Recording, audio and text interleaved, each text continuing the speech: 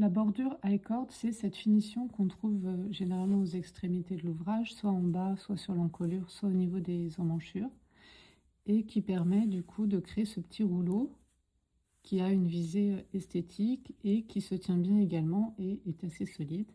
Je vais vous montrer comment la réaliser. Pour réaliser une bordure high cord, vous allez répéter à chaque fois 3 étapes.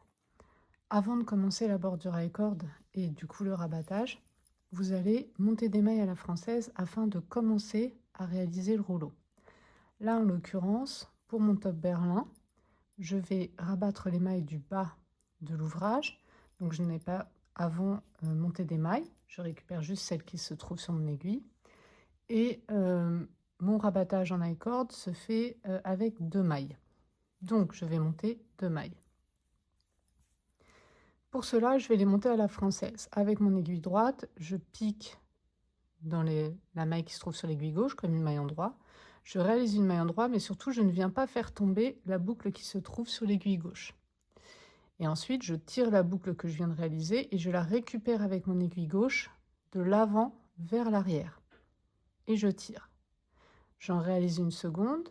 Je viens piquer dans la maille de l'aiguille gauche. Je réalise une maille en droit.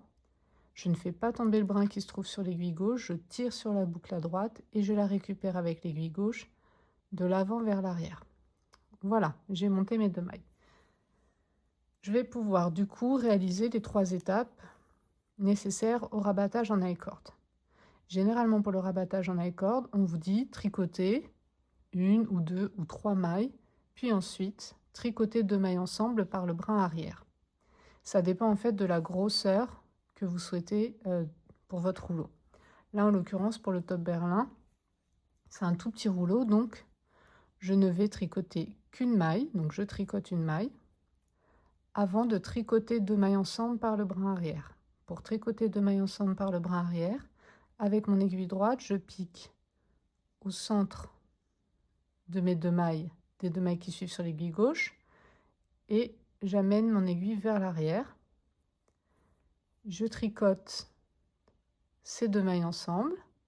Je me retrouve donc avec 2 mailles sur l'aiguille droite que je viens ensuite glisser à nouveau sur l'aiguille gauche.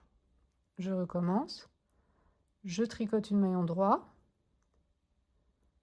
Je tricote 2 mailles ensemble par le brin arrière. Donc je vais dans ces 2 mailles, dans le trou des 2 mailles, et hop, j'amène mon aiguille vers l'arrière. Je tricote ces 2 mailles ensemble. Je me retrouve avec 2 mailles sur l'aiguille droite. 2 mailles que je viens ensuite glisser à nouveau sur mon aiguille gauche. Voilà, et en fait vous répétez ça jusqu'à n'obtenir plus que 2 mailles. Là en l'occurrence 2 mailles parce que je tricote, enfin je fais une bordure de 2 mailles, sinon ça serait 3 ou 4. Mais là en l'occurrence jusqu'à temps de trouver 2 mailles jusqu'à la fin de mon rang. Et ensuite il faudra faire du coup terminer avec une couture en grafting. Mais ça c'est une autre histoire encore. Voilà.